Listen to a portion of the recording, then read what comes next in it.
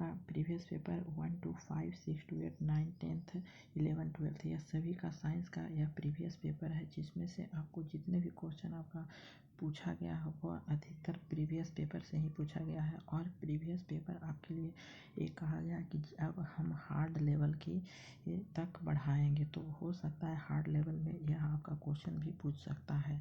तो इसे टोटल आप संजीवनी बूटी मान के चलिए और आपको अच्छा नॉलेज भी मिलेगा कि किस तरह से आपका एग्जाम में पूछ सकता है। तो आपका जो क्वेश्चन है कि जिस पदार्थ में बड़ी संख्या में मुक्त इलेक्ट्रॉन होते हैं और कम प्रतिरोध दर्शाता है कहलाता है। ए ऑप्शन है कुचालक, बी ऑप्शन है प्रेरक, सी ऑप्शन है चालक और डी ऑप्शन है अर्धचालक।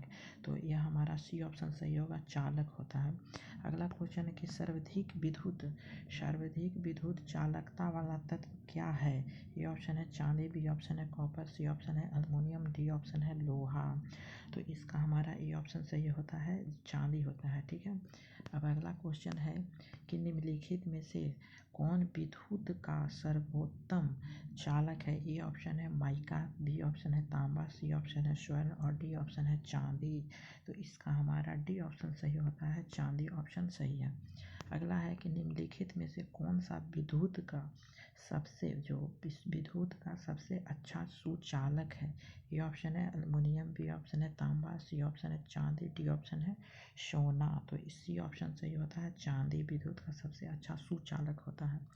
अगला क्वेश्चन है कि यह कथन है कि तड़ित चालकों को बनाने में लोहे की छड़ों की अपेक्षा तांबे की छड़ों की वरीयता दी जाती है। तांबा सबसे अच्छा वरीयता दी जाती है, सबसे अच्छा होता है। ठीक है, यह कह रहा है। तो कारण क्या है कि लोहे की तुलना में तांबा विद्युत का अधिक सुचालक है और वायुमंडलीय परिस्थितियों में सरलता से औष्णीकृत नहीं होता है। तो हमारा ए ऑप्शन सही होता है कि ए और आर दोनों सही है, लेकिन आर व्याख्या सही कर रहा है ए की। ठीक है, अब अगला क्वेश्चन है कि एक संवाहक के तापक्रम परिवर्तन के कारण इसमें विभव परिवर्तन होता है, इस घटना को कहते हैं, क्या कहते हैं।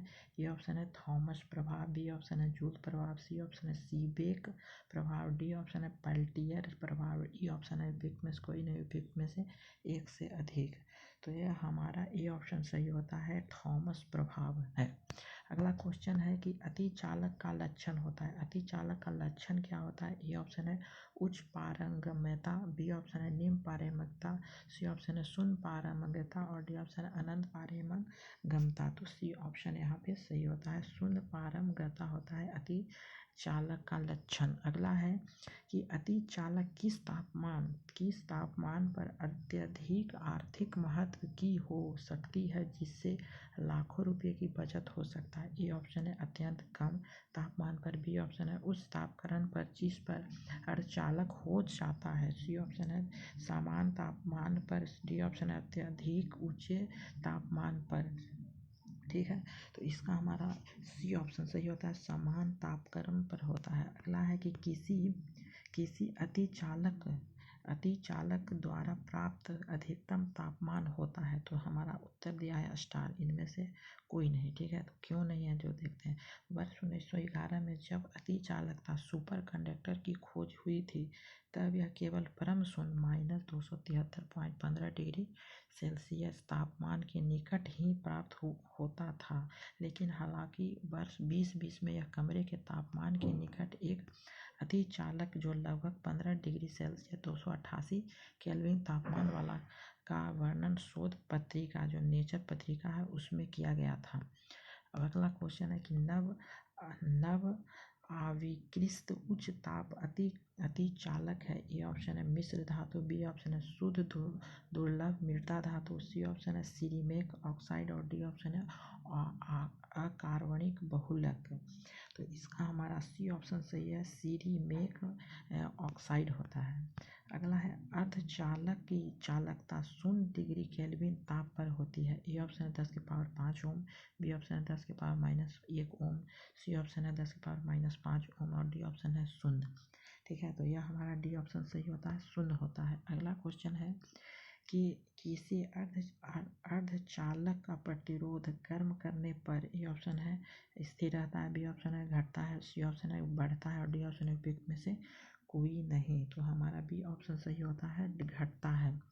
अगला है कि गर्म करने पर एक अर्धचालक का प्रतिरोध है, ए ऑप्शन है बढ़ता है, बी ऑप्शन है घटता है, सी ऑप्शन है वही रहता है, डी ऑप्शन है पहले बढ़ता है फिर घटता है, ए ऑप्शन है उपयुक्त में से कोई नहीं, उपयुक्त में से एक से अधिक।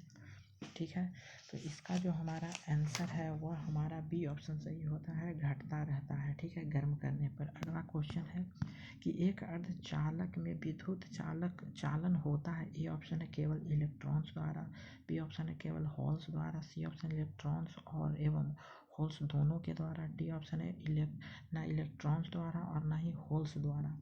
ठीक है, तो इसका सी ऑप्शन हमारा सही होता है, इलेक्ट्रॉन्स एवं होल्स दोनों के द्वारा होता है, अर्धचालक में विद्युत चालन होता है।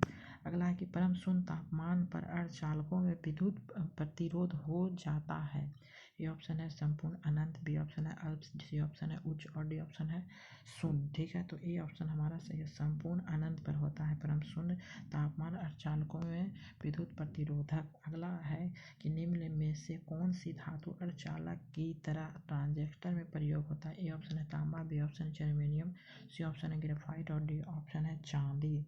तो इसका बी ऑप्शन सही होता है, जर्मेनियम के द्वारा होता है। अगला है ट्रांजिस्टर बनाने के लिए सर्वोत्तम प्रतियुक्त पदार्थ है, ए ऑप्शन है एल्युमिनियम, बी ऑप्शन है सिलिकॉन, सी ऑप्शन है तांबा और डी ऑप्शन है चांदी। तो हमारा इसका बी ऑप्शन सही होता है, सिलिकॉन के द्वारा। अगला होता है कि निम्नलिखित में से कौन ट्रांजिस्टर का एक महत्वपूर्ण भाग है, ए ऑप्शन है आर्सेनिक, बी ऑप्शन है जर्मेनियम, सी ऑप्शन है ऑस्मियम, डी ऑप्शन है रेडियम। तो इसका बी ऑप्शन सही होता है, जर्मेनियम के द्वारा। अगला है कि निम्न में से कौन अर्धचालक है, ए ऑप्शन है, ये आपका दिया हुआ है यहाँ पे ऑप्शन में कि सिलिकॉन, बी ऑप्शन आपका है क्वार्ट्ज और सी है आपका सिरेमिक्स और 4 है आपका जर्मेनियम। और इसे सही उत्तर का चयन करना है कि कौन सा है, 1 तथा 2, बी ऑप्शन है 1 तथा 3, सी ऑप्शन है 1 तथा 4 और डी ऑप्शन है 3 तथा 4। ठीक है, तो 2 हमारा 4 4 सभी को याद होगा और हमने अभी देखा भी है। उसके बाद एक होता है आपका यहाँ पे एक है सिलिकॉन, तो यहाँ पे अर्धचालक 2 हैं। ठीक है, मीन्स 1 और 4, सी ऑप्शन हमारा सही होगा। अब अगला क्वेश्चन है कि निम्नलिखित में से कौन सा अर्धचालक है, ए ऑप्शन है प्लास्टिक, बी ऑप्शन है एल्युमिनियम, सी ऑप्शन है लकड़ी, डी ऑप्शन है जर्मेनियम। तो हमारा डी ऑप्शन सही होता है, अर्धचालक है वह जर्मेनियम है।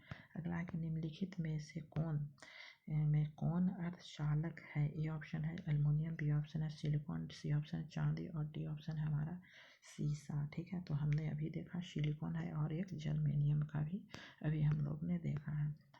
अब अगला क्वेश्चन है कि भारत सरकार ने झामा के निर्यात पर पूर्ण प्रतिबंध लगा दिया है, क्योंकि उसमें से ऐसी धातु ऐसा तत्व निकल सकते हैं जिसका उपयोग ट्रांजिस्टर में होता है, वह निम्नलिखित में से कौन सा तत्व है, ए ऑप्शन है फास्फोरस, बी ऑप्शन है जर्मेनियम, सी ऑप्शन है सिलिकॉन और डी ऑप्शन है टंगस्टन। तो हमारा बी ऑप्शन सही होता है। Thank you for watching this video.